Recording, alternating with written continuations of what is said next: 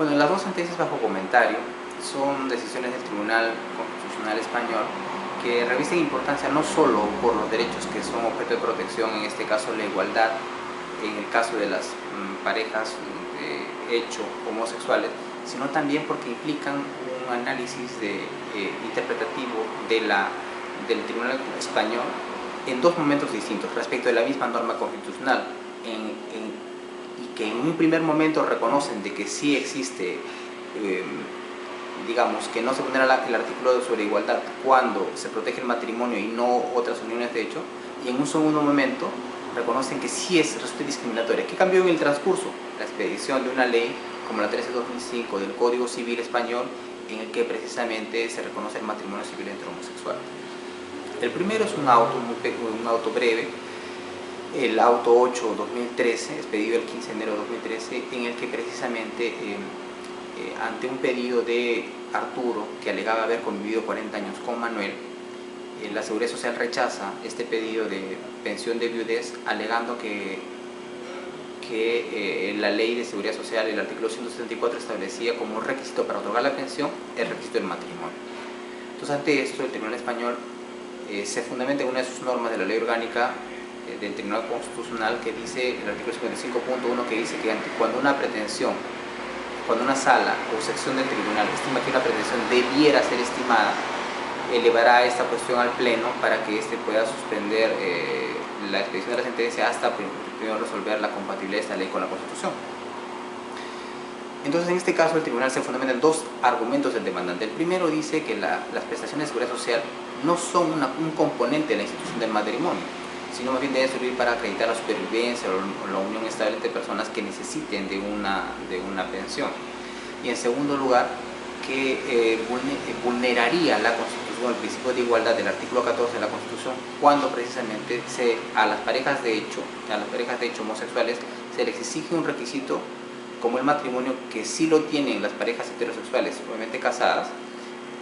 lo cual constituiría una discriminación por razón de sexo, porque las parejas de hecho homosexuales,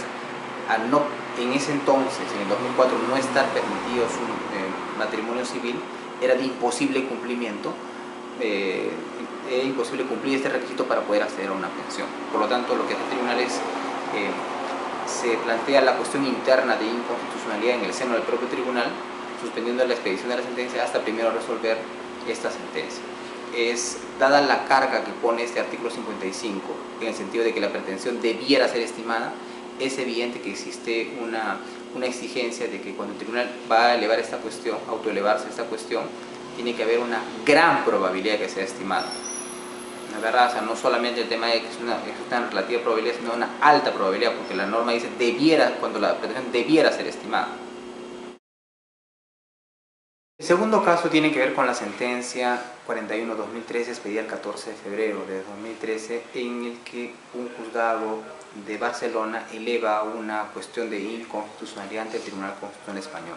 El caso se origina precisamente en el pedido de José María,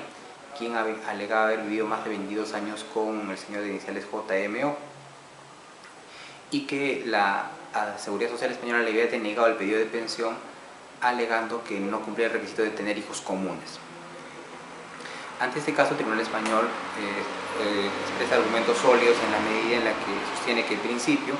el matrimonio es una institución reconocida constitucionalmente y que genera precisamente derechos fundamentales del hombre y la mujer al matrimonio. En segundo lugar, que el legislador tiene una discrecionalidad amplia en cuanto a la regulación de las prestaciones de seguridad social. En tercer lugar, que en este caso lo que está en juego propiamente es una razón de discriminación por razón de haber tenido o no tenido hijos comunes para poder acceder a la pensión. Y en cuarto lugar, dice que se pone el principio de igualdad cuando se hacen diferenciaciones que no tenga una razón objetiva y justificada, o cuando no exista proporcionalidad. En cuanto a lo primero, el Tribunal Español dice que el hecho de exigir que se tenga hijos para acceder a la pensión no acredita por sí mismo que exista una unión estable y permanente, ni tampoco que exista una unión de hecho. Y por lo tanto no existe una razón objetiva para poder hacer la diferenciación. Y en cuanto a la proporcionalidad, dice que es de imposible cumplimiento este requisito exigido por la ley de tener hijos comunes, tanto por las parejas homosexuales que no pueden tener hijos, como por las parejas heterosexuales que por razones de infertilidad tampoco pueden tener hijos. Entonces, en conclusión, el Tribunal Español declara fundada la cuestión de inconstitucionalidad e inconstitucional este artículo que exigía este requisito de tener hijos comunes para poder acceder a una pensión de viudez. En suma, estos dos casos nos muestran cómo existe una diferente interpretación del Tribunal Constitucional Español, que hoy la misma norma, el artículo 14, sobre el principio de igualdad y no discriminación, que en un momento interpretó en el sentido de que no se vulneraba cuando existían parejas de hecho, parejas de hecho en general que querían algún tipo de beneficio, y que sí se otorgaba a las parejas heterosexuales casadas, que en ese caso esto no vulneraba el principio de igualdad, y hoy dice que eso sí vulnera el principio de igualdad. Entonces, ¿qué nos muestra en la interpretación del Tribunal Constitucional? ¿Qué cambió en ese transcurso para poder dar estas dos diferentes interpretaciones de la misma norma constitucional? Cambió en la moral social, que hoy en España se acepta mayoritariamente de que las parejas homosexuales sí puedan tener precisamente determinados beneficios y puedan casarse civilmente. Entonces, esto nos llama a la reflexión de cuánto en la interpretación de la Constitución hoy la norma positivizada se complementa con criterios que tienen que ver con esa moral social que impera en determinados grupos sociales. Finalmente, rescatar que este tipo de decisiones son decisiones que debemos analizar para ver en qué medida podrían ser también de una forma implementadas o podrían ser de análisis en el ordenamiento jurídico peruano.